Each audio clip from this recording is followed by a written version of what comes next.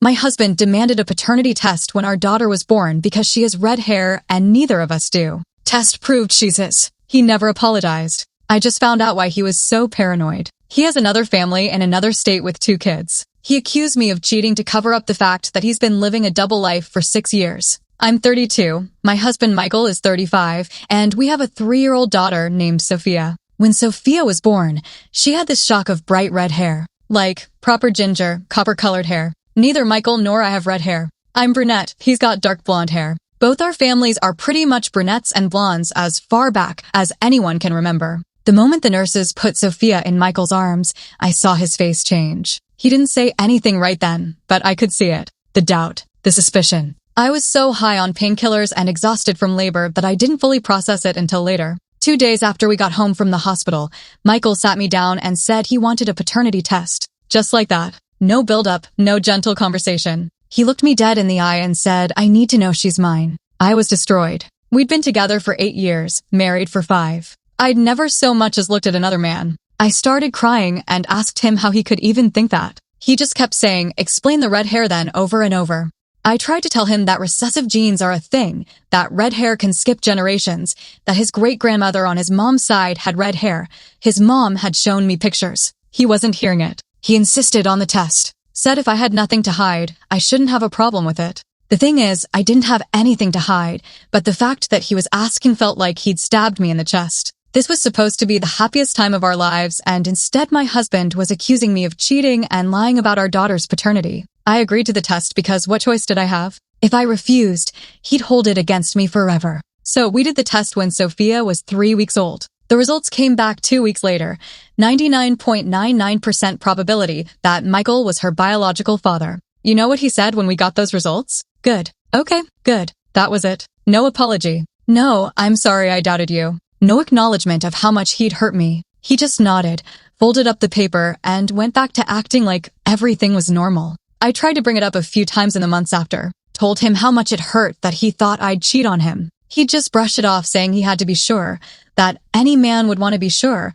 that I was being too sensitive. Eventually, I stopped bringing it up because it always turned into a fight. But something changed in our marriage after that. I couldn't look at him the same way. Every time I saw him hold Sophia, I remembered that he doubted she was his. The trust was broken and he didn't seem to care. He got what he wanted, confirmation that she was his kid, and in his mind that was the end of it. Fast forward to 3 years later, which is now. Michael travels a lot for work. He's in medical device sales, and he's always going to conferences, meeting with hospital administrators, training sessions, you name it. He's usually gone 2 or 3 days a week, sometimes up to a week at a time. It's been this way for our entire relationship, so I never questioned it. Last month, Sophia got really sick. Like, scary sick. High fever that wouldn't break, trouble breathing, the works. I took her to the ER at 11 p.m. on a Tuesday. Michael was supposed to be in Atlanta for a conference. I called him freaking out, and his phone went straight to voicemail. I called 5 times. Nothing. I called his work phone.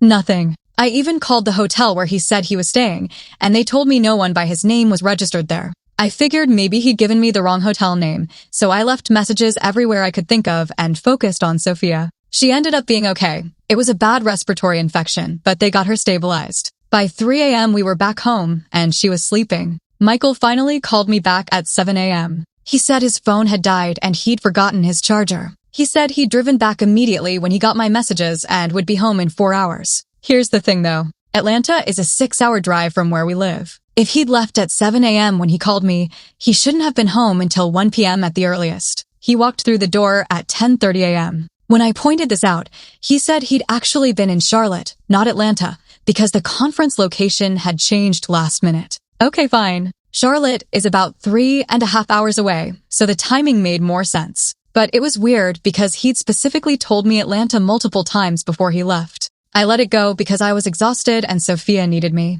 But something felt off. Really off. 2 weeks ago, I was doing laundry and found a receipt in Michael's pants pocket. It was from a grocery store in Greenville, South Carolina, dated from the day Sophia was in the hospital. Greenville is about 3.5 hours from our house. I started thinking about all his work trips and how vague he always was about the details. How he never wanted me to visit him at conferences even when they were close by. How he'd get weird and defensive if I asked too many questions about where he was staying or who he was meeting with. So I did something I never thought I'd do. I tracked his phone. Turns out you can add someone's phone to a Find My Phone type app without them knowing if you have access to their device for a few minutes. He'd left his phone on the bathroom counter while he was in the shower, and I set it up.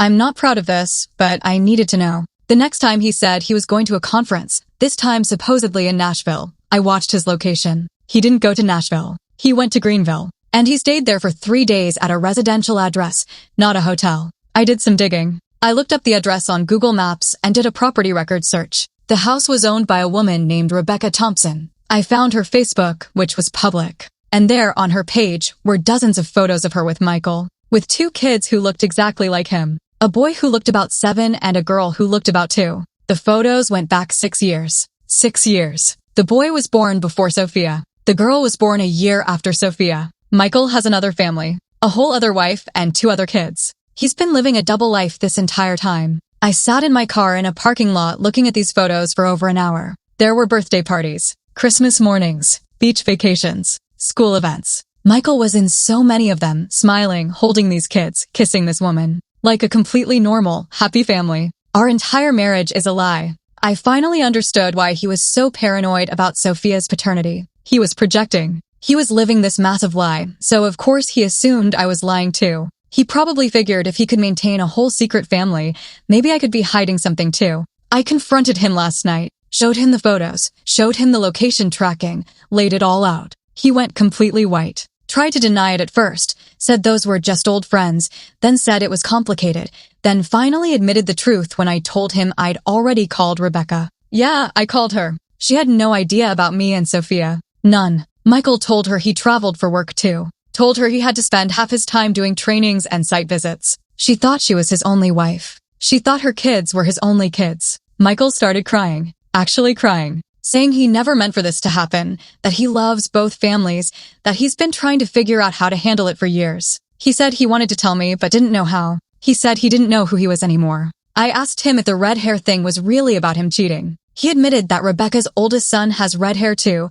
and when Sophia was born with red hair, he panicked thinking maybe it was genetic and I'd somehow find out about his other kid. He thought the paternity test would either prove Sophia wasn't his, which would somehow make his lies okay in his messed up head, or prove she was his, and the red hair was just a coincidence, and he could keep his secret. He chose to publicly humiliate me and accuse me of cheating instead of just coming clean. Because he's a coward. I told him to get out. He's been staying at his brother's place. Rebecca called me yesterday, and we had the longest, most surreal conversation of my life. She's as destroyed as I am. Both of us thought we had normal marriages. Both of us had no idea we were sharing a husband. The logistics of this are insane when you actually think about it. He maintained 2 households, 2 sets of bills, 2 families worth of emotional labor, school events, doctor's appointments, birthday parties, holidays. He somehow managed to keep us completely separate for 6 years. I feel like the biggest idiot on the planet. How did I not know? How did I not see the signs? Rebecca said the same thing. We keep asking ourselves what we missed. The worst part is Sophia asking where daddy is. What am I supposed to tell her? How do I explain that her father is actually living with another mommy and other kids half the time? Michael wants to talk about how to move forward. He actually thinks there's a version of this where we all somehow work it out. He suggested we could do some kind of co-parenting arrangement where he splits time equally. Like this is a normal divorce situation and not him having deceived 2 women for over half a decade. I've contacted a lawyer. Rebecca has too. We're both filing for divorce. We're also comparing notes on finances because apparently Michael has been draining money from both households to maintain this lifestyle, and neither of us knew where it was all going. His family is in complete shock. His mom called me crying, saying she had no idea. His brother is furious with him. I actually believe them because Michael kept us all so separate that there was no way anyone would have known unless they literally followed him around. I don't know what happens next. I don't know how to explain this to Sophia when she's older. I don't know how I'm supposed to trust anyone ever again. The man I married, the man I thought I knew inside and out, is a complete stranger. And the red hair thing? I looked it up. Red hair is caused by a recessive gene called MC1R. Both parents have to carry it for a kid to have red hair, even if neither parent has red hair themselves. It can skip multiple generations. It's basic genetics. Michael knew this. His mom explained it to him when Sophia was born. He chose to accuse me of cheating anyway because it served his narrative. I'm so angry I can barely function. But I have to hold it together for Sophia because she didn't ask for any of this. Update, 11 days later. I wasn't going to update, but some people DM'd me asking what happened, and honestly, I need to write this out because my brain is just spinning constantly. Michael hired a lawyer. His lawyer sent me a letter trying to establish a custody agreement where he gets Sophia every other week. You know, the same schedule he apparently had with Rebecca's kids, though Rebecca didn't know it was only every other week because she thought he was traveling for work the other half of the time. My lawyer laughed when she read it. Like, actually laughed. She said there's no judge in the country who's going to give him that kind of arrangement once they hear what he's been doing. Rebecca and I have been talking a lot. It's weird. We're trauma bonded now in the most bizarre way. She's actually really nice, which somehow makes this worse. If she was terrible, I could at least be angry at her, but she's just another woman who got lied to by the same man. We put together a timeline of Michael's work trips over the past 6 years. When we compared calendars and memories, we figured out that he's basically been alternating weeks between our households this entire time. 1 week with me and Sophia, 1 week with Rebecca and her kids. Like clockwork. Sometimes he'd mix it up with a few days here and there to keep us from noticing the pattern. The financial stuff is a nightmare. Michael's been using credit cards neither of us knew about to fund his double life. He's racked up over $80,000 in debt. He also took out his second mortgage on the house I thought we owned outright. I found this out when the bank called asking about a missed payment. Rebecca's in a similar situation. Turns out he refinanced her house without properly explaining it to her, and she's way more underwater than she realized. His job is real, and he does actually travel for work, but he's been using the flexibility of his travel schedule to maintain the two households. His boss knows now. His coworkers know. Everyone at his company knows because Rebecca called them to verify his employment and ended up talking to HR for over an hour about what he's been doing. They haven't fired him yet, but he's on leave pending an internal review, which sounds like corporate speak for, we're trying to figure out if this is grounds for termination. Sophia keeps asking for Michael, and I've been stalling. I told her daddy's working on a big project and we'll see her soon. I don't know what else to say. She's 3. How do you explain this to a 3-year-old? Michael came by the house yesterday to get some of his stuff. I told him to come when Sophia was at daycare because I didn't want her to see him and get confused. He looked awful. Like he hasn't slept in days, which good. He tried to apologize again. Said he never meant to hurt me or Rebecca, that it just spiraled out of control, that he kept meaning to come clean, but didn't know how. I asked him how it even started. Like, at what point do you accidentally acquire a second wife and family? He said he met Rebecca about 7 months after we got married. He was at a conference in Greenville, and they hit it off. It was supposed to be a one-time thing, then it became a regular thing whenever he was in town. Then she got pregnant. He said he panicked but couldn't bring himself to end it, so he just started maintaining both relationships. When Rebecca's son was born, he started calling her his girlfriend to people in Greenville and me his wife to people here. Then after a couple years, Rebecca wanted to get married, so he did. He married her while still married to me. I asked if the marriage to Rebecca is even legal, and he got really quiet and said he doesn't think so since he was already married to me, but Rebecca doesn't know that part yet. So apparently Rebecca thinks she's legally married to him, and I'm the only actual legal wife. This keeps getting worse. I asked him point blank, did he love either of us? Or were we both just, what? Conveniences? He said he loves both of us. That he compartmentalized it so completely that when he was with me, he wasn't thinking about Rebecca, and vice versa. That he felt like 2 different people living 2 different lives. I told him he's a psychopath and he needs to leave. My parents are being amazing. They've been watching Sophia when I need to deal with lawyer stuff or when I just need to break down without her seeing. My mom is furious with Michael in a way I've never seen her angry before. My dad won't even say his name, just refers to him as that person. Rebecca's parents apparently disowned her at first because they're super religious and thought she had knowingly been in a relationship with a married man. When they realized she had no idea, they apologized and are now supporting her, but she said those first few days of them thinking she was a homewrecker were almost as bad as finding out about me and Sophia. The other kids, Rebecca's son and daughter, are having a rough time. The son is 7 and old enough to understand that something is very wrong. He keeps asking Rebecca why Michael doesn't live with them anymore. Rebecca's been telling him that sometimes grown-ups make mistakes and have to take time apart, but apparently he's not buying it and has been acting out at school. I feel terrible for those kids. They didn't ask for this either. None of the kids did. Michael's mom came by yesterday with toys for Sophia and just hugged me and cried. She said she's so sorry, that she doesn't understand how her son became this person, that she's ashamed. I told her it's not her fault. She said Michael's dad left when Michael was young and had another family nobody knew about, and she thought Michael understood how much that hurt her. Apparently it runs in the family. Great. The divorce is going to be messy. Michael wants joint custody of Sophia. I want full custody with supervised visitation at most. My lawyer says we have a good case for that given everything that's happened. Rebecca's dealing with similar stuff on her end. The craziest thing? Michael is apparently trying to maintain relationships with all of us. He calls both me and Rebecca regularly. He wants to see his kids, all three of them. He's acting like he's just a dad going through a divorce instead of a man who built a house of cards out of lies that finally collapsed. I don't know if I'll ever feel normal again. Update 5 months later. Final update because this whole thing has finally reached some kind of resolution, if you can call it that. Michael and I are officially divorced as of 3 weeks ago. Rebecca's marriage was annulled since it was never legal in the first place. Both processes took months and were expensive and exhausting. I got primary custody of Sophia. Michael gets supervised visitation every other Saturday for 4 hours. The judge was not sympathetic to his situation when she heard the full story. She actually said in court that she'd seen a lot of custody cases, but never one quite this deceptive, and that Michael's pattern of dishonesty made him unsuitable for unsupervised custody at this time. He can petition for more time after a year if he can demonstrate stability and consistent honesty. Good luck with that. Rebecca got a similar arrangement with her 2 kids.